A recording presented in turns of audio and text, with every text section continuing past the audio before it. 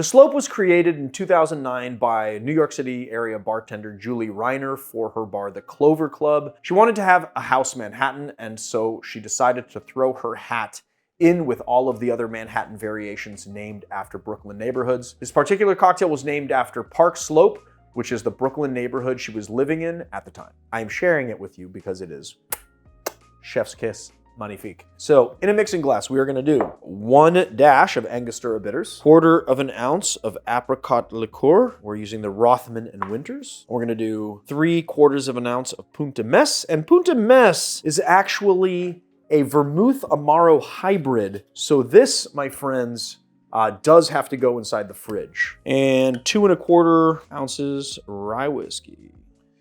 And this is actually 2½ ounces to the top, so I easily can measure out 2¼ here, which is really nice. Another reason to get this measuring cup jigger.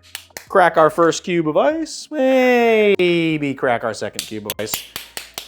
I should just account for the fact that I always crack 2 cubes of ice before I put the rest of the ice in. I always say crack a first cube and crack a second cube, but I really should just realize that I'm constantly cracking more than 1 cube. You want to make sure you have a nice bit of ice in your mixing glass, so we are going to stir this approximately 45 seconds, maybe a little more, maybe a little less, to get the proper dilution, and chill before we strain.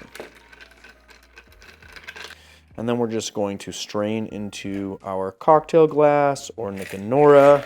This is 6 ounces, so it's a little bit big, but that's okay because you get a nice healthy wash line there. And then we are going to add a cherry. And I like to just put my cherries at the bottom. I mean, you can put it on a pick if you want, make it look, you know, I don't know, a little bit more presentable, but I like to just boop it right down into the cocktail, like so. So there it is, the Slope. Let's give this guy a taste. I'm very excited for this. I can smell it already. I love a stirred rye cocktail, let me just tell you.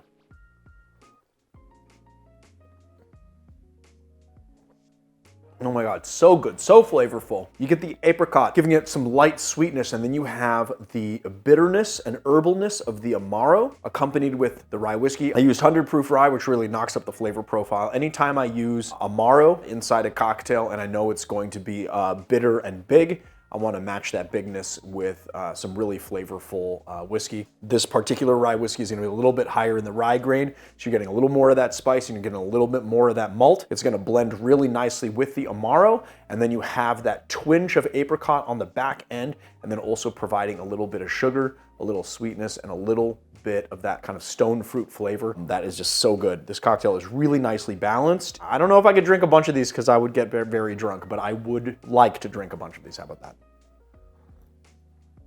Deserves a second sip. There it is, the Slope.